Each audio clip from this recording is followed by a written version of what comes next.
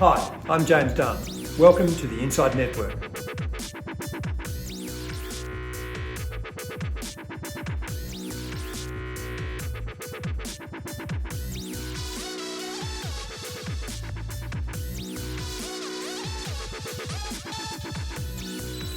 Welcome to INDepth, where my guest is Andrew Patrick, Managing Director of MARQ Trustees. Welcome, Andrew. Thank you, James. Good to be here. Pleasure to have you. Andrew, I think it's good to start with a summary of MARQ Trustees and its history.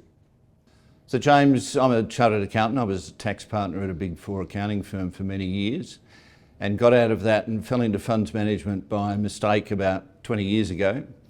Had several AFSLs. I got AFSLs for other companies, and during that journey I found a lot of people that needed an AFSL but couldn't get one, or needed an AFSL but didn't want to get one.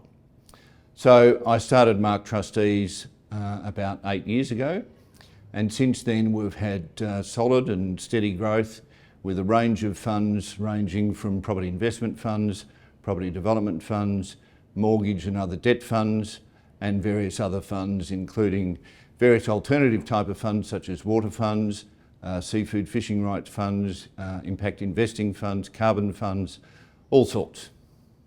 And is the market that you just described the market you're targeting, or are there other newer kinds of possibilities for you? No, it's pretty much what I've described.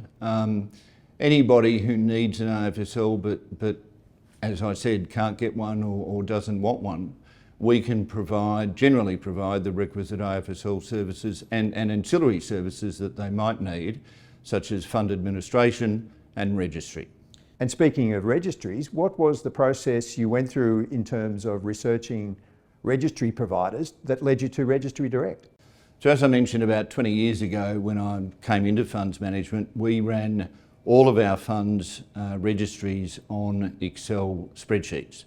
And that of course had its own particular challenges, both in terms of onboarding. So we had paper applications form, and I can talk about that a bit more in a moment. But also onboarding investors, exiting investors, unit prices, address changes, merged holdings, distributions, the tax components of distributions. There are a whole lot of administrative issues that made Excel spreadsheets such a cumbersome way to record data. So I started researching registry providers many years ago, and whilst we found that a lot just did the applications process but didn't run a maintenance module, if you like. And we found others that ran a maintenance module but didn't have an applications process. So unless you went to one of the big guys where the onboarding cost was $20,000 and then an annual cost of $20,000, well, the funds for which we were operating obviously couldn't afford that. So we persevered with Excel spreadsheets. We met with Registry Direct probably about 5 years ago now, and they had a maintenance module but they didn't have an applications module. And then during COVID, actually, we had a new fund that was looking to launch. They were expecting to onboard between 120 and 150 investors. And if you think about how that would have had to have been processed in COVID times with paper application forms, people needing to get passports and driver's licenses certified by their lawyer or pharmacist or whoever it might be, it was just really, really problematic. So we were scratching our heads wondering how we were going to do that, and I got a call from Stuart Rowe, the Managing Director of Registry Direct, and he said, hey, we've now got our applications portal ready to go. So this was just fantastic. So we worked with Stuart to help improve the online applications process, and that process now takes probably 6 or 7 minutes, regardless of whether the applicant is an individual, a joint individual, or an individual investing jointly, a company or a trust or a super fund, it's about 6 or 7 minutes. It's seamless, it's easy, and if they're a repeat investor, it probably takes them about 2 or 3 minutes to complete an online application. What things are MARQ Trustees doing that you couldn't do without Registry Direct? We couldn't be anywhere near as efficient as we are in our onboarding process.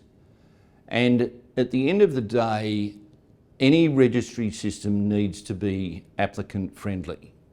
So I think we all remember the times when we filled out, a 25-page bank form or something for some investment where you want to invest, but the process of investing is so cumbersome and time-consuming and complicated and full of jargon that you walk away from it. You just say, well, I can't be bothered. I'll do it another time, and then you don't come back to it because you're sick of it.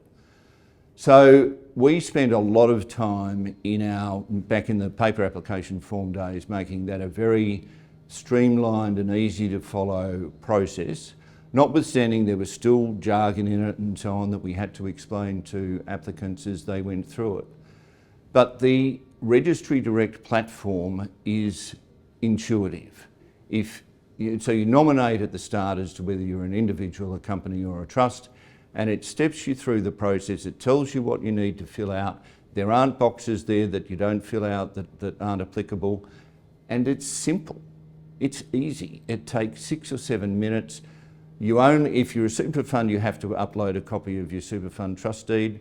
Sometimes, other times, if it has an ABN, you just put the ABN number in. And it's so simple. And that is a really positive thing for investment managers and trustees to have, to make it easy for investors to invest. Every good partnership is mutual. What do you think MARQ Trustees brings to Registry Direct? Clients, obviously, but with our knowledge and experience and the types of funds we interact with, we can also be a good sounding board for future product developments that we have helped Registry Direct with, and also on some of the technical issues we can provide an investor perspective, a trustee perspective, to help them make it more user-friendly and interactive with the investors. Andrew, what would you say to a trustee business that was contemplating using Registry Direct? It really is a tremendous software system for any registry provider. That's been INDepth with Andrew Patrick, Managing Director of MARQ Trustees. Andrew, thank you very much for your time. Thanks, James.